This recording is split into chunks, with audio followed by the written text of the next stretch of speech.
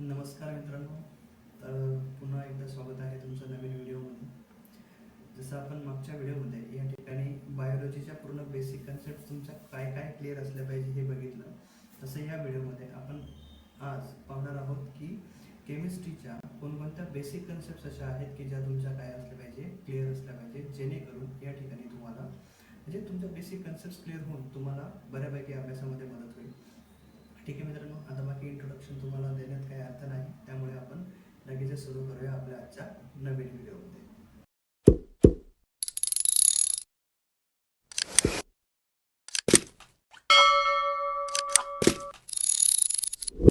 या ठिकाणी आपल्याला आता केमिस्ट्रीचं बेसिक जर माहीत पाहिजे की काय अशा बेसिक कन्सेप्ट आहेत केमिस्ट्रीच्या जेणेकरून मला पुढे चालून फायदा होईल. सगळ्यात पहिले ऑब्विसली तर ज्या विषयाबद्दल आपल्याला बेसिक माहीत पाहिजे त्या विषयाचं इंट्रोडक्शन तर आपल्याला असलंच पाहिजे. ठीक आहे, तर सगळ्यात पहिले तुम्हाला केमिस्ट्रीचं इंट्रोडक्शन या ठिकाणी माहीत पाहिजे. केमिस्ट्रीचं महत्त्व काय आहे, ते किती स्कोप आहे केमिस्ट्रीला. आता या ठिकाणी तुम्हाला माहीतच असेल की म्हणजे केमिस्ट्री शिवाय या ठिकाणी आज सगळ्या काही गोष्टी काय आहेत, इनकम्प्लीट आहेत. सो केमिस्ट्रीचं महत्त्व तर हे अनन्यसाधारण आहे. त्यानंतर जे द्रव्य असतं, मॅटर ज्याला आपण म्हणतो, द्रव्य आणि त्याचं वर्गीकरण. मग आता हे तुम्हाला कुठे कुठे शिकायला मिळेल बघा. एलिमेंट्स काय असतं, कंपाऊंड काय असतं, मिक्सचर काय असतं. तर याची सुरुवात तुम्हाला एक्झॅक्टली नेमकं काय असतं याची फार मुळात बेसिक कन्सेप्ट तुम्हाला शिकायची. तर 7th मध्ये तुम्हाला शिकायला मिळेल. 8 मध्ये काही अंशतः टॉपिक आहे. 9th मध्ये सुद्धा भरपूर काही गोष्टी आहेत. ठीक आहे, हे तिथे तुम्हाला मिळेल. स्टेट ऑफ मॅटर जे आहे, पदार्थाच्या ज्या अवस्था असतात या सगळ्या अवस्था तुम्हाला सेम 7वी 8वी 9वी या सगळ्या सायन्सच्या बुक्समध्ये तुम्हाला हे कन्सेप्ट क्लिअर करायला मिळते. ठीक आहे, चला पुढे. सगळ्यात महत्त्वाचं ॲटॉमिक स्ट्रक्चर. कारण आता तुम्ही जर 11वीला पाहिलं ना, तर 11वीला सुद्धा सेम चॅप्टर या ठिकाणी तुम्हाला आहे. ॲटॉमिक स्ट्रक्चर वगैरे पूर्ण डिटेलमध्ये आहे. बट त्या अगोदर जर तुम्हाला त्याचा बेस पहिले तुम्हाला माहीत पाहिजे ना. मग या ठिकाणी तुम्हाला डाल्टनची ॲटॉमिक थेरी काय आहे, ॲटमचं स्ट्रक्चर कसं असतं, त्यामध्ये इलेक्ट्रॉन काय आहे, इलेक्ट्रॉनवर किती चार्ज असतो, आहे की नाही, किती चार्ज असतो, एक प्रोटॉन काय आहे, प्रोटॉनवर किती चार्ज असतो, न्यूट्रॉन काय आहे, न्यूट्रॉनवर कोणता चार्ज असतो, काय असतो, या सगळ्या गोष्टी बेसिक तुम्हाला माहीत पाहिजे.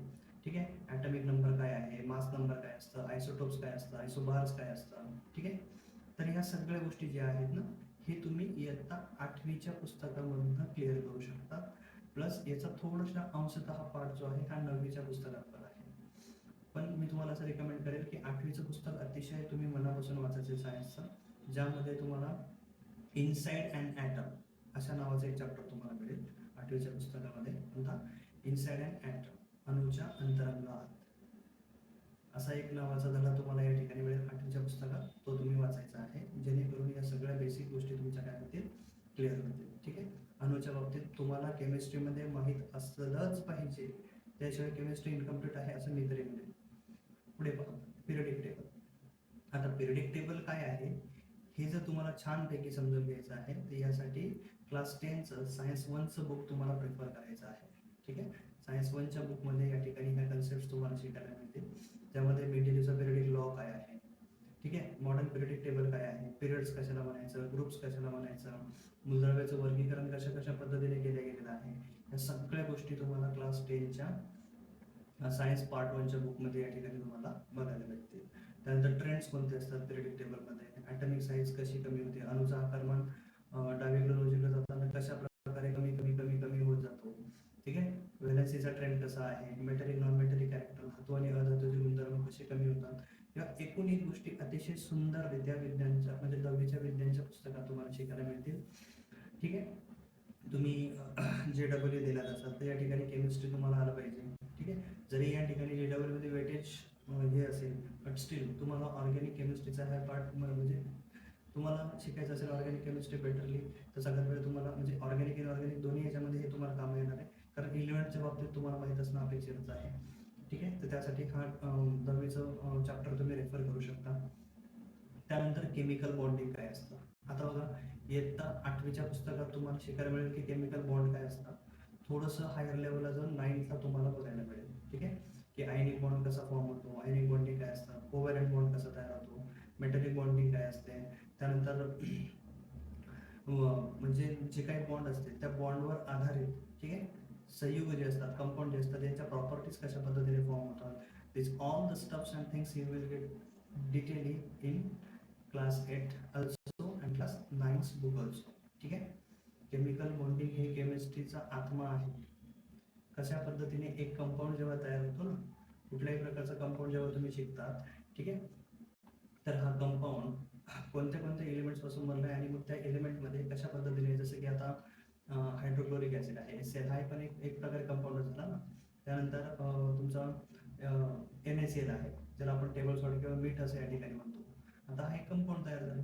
मग या कंपाऊंडमध्ये बॉन्ड कशा पद्धतीचा आहे हे तुम्हाला क्लिअरली माहीत असलंच पाहिजे. सो केमिकल बॉन्डिंगसाठी तुम्ही हे 2 पुस्तकं नक्कीच रेफर केले पाहिजे.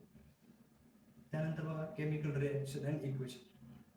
सेम चॅप्टर तुम्हाला same as it is chapter तुम्हाला अभ्यासायचं आहे इयत्ता 10वीच्या पुस्तकामध्ये. ठीक आहे, पार्ट 1. ठीक आहे, पार्ट 1च्याच बुकमध्ये इयत्ता 10वीच्या हा चॅप्टर तुम्हाला as it is chemical reaction and equation as it is chapter तुम्हाला बघायला मिळणार आहे.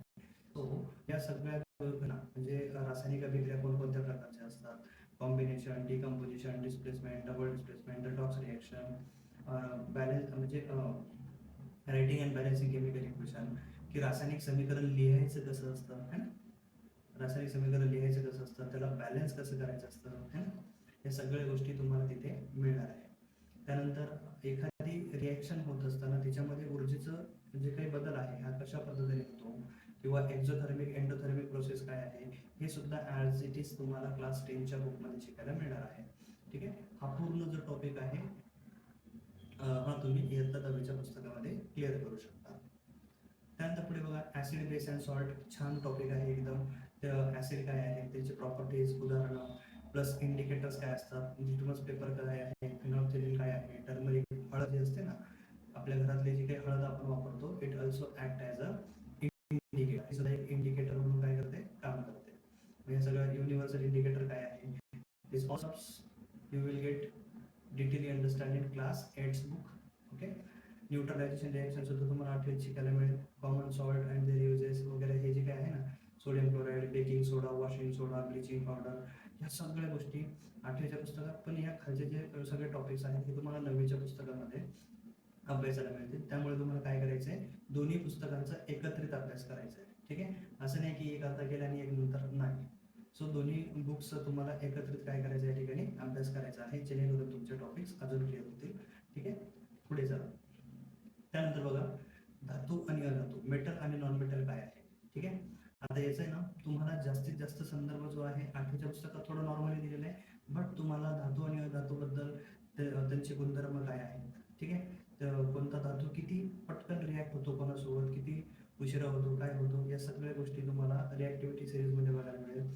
त्यानंतर धातू कुठे कुठे सापडतात आणि त्यांना कशा पद्धतीने एक्स्ट्रॅक्ट केलं जातं, करोजन आणि त्याचं प्रिव्हेन्शन, म्हणजे धातूचं जे क्षरण होतं त्याला क्षरण होण्यापासून आपण कसं थांबवू शकतो, या सगळ्या गोष्टी जर तुम्हाला मेटलच्या आणि नॉन मेटलच्या शिकायच्या असतील तर यासाठी मी रिकमेंड करेल 10वीचं पुस्तक. ठीक आहे, 10वीच्या पुस्तकामध्ये या सगळ्या गोष्टी तुम्हाला डिटेली अभ्यासता येईल. एक 4-5 पानं आहेत, तेवढे वाचून तुम्हाला घ्यायचे आहे. त्यानंतर कार्बन अँड इट्स कंपाऊंड हे जे काही आहे, ठीक आहे, 8वीच्या पुस्तकात छोटासा टॉपिक आहे, बट 9th आणि 10th या 2 बुक्समध्ये तुम्हाला डिटेली कार्बनच्या बाबतीत सगळं काही अभ्यास या ठिकाणी तुम्हाला मिळेल. ऑर्गॅनिक केमिस्ट्री काय असतं हे तुम्हाला तिथे शिकायला मिळेल. कोव्हॅलेंट बॉन्डिंग कशा पद्धतीने होते, कार्बन बॉन्ड कोव्हॅलेंटच बॉन्ड का फॉर्म करतो याचं उत्तर तुम्हाला मिळेल.